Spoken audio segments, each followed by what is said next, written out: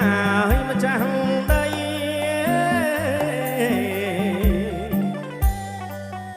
ហៀងមកអាយគ្មៀត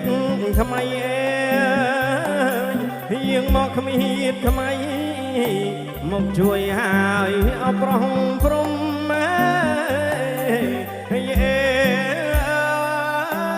មកជួយហើយអប្រងព្រំ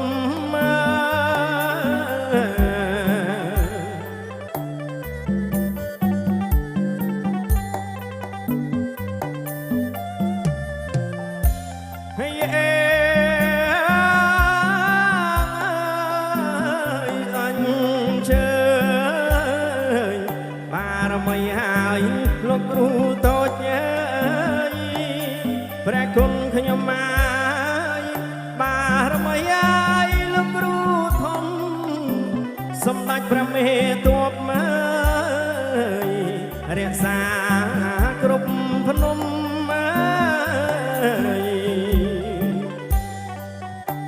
យើងមកហើយជួបជុំយើងមកជួបជុំប្រោះព្រំហើយឲ្យពរជ័យ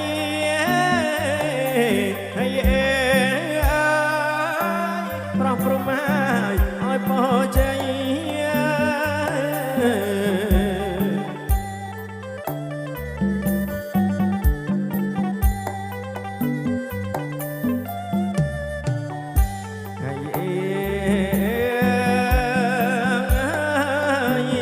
ថ្វាយ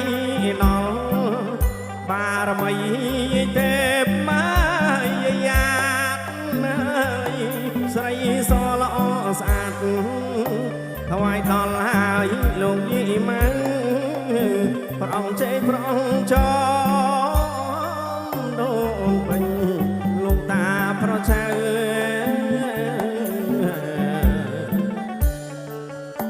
ខ្ញុំច្រៀងហើយហៅប្រោះព្រំកូនចៅថ្ងៃរៀបហើយមង្គលការហើយថ្ងៃរៀបហើយមង្គល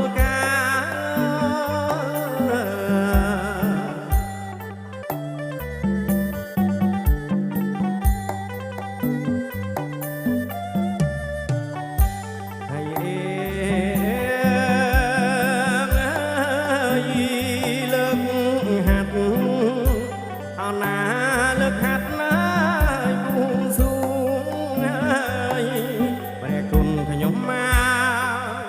ថ្វាយអស់ហើយទេវតាលោកហើយលោកថ្វាយអស់អស់ទេវតា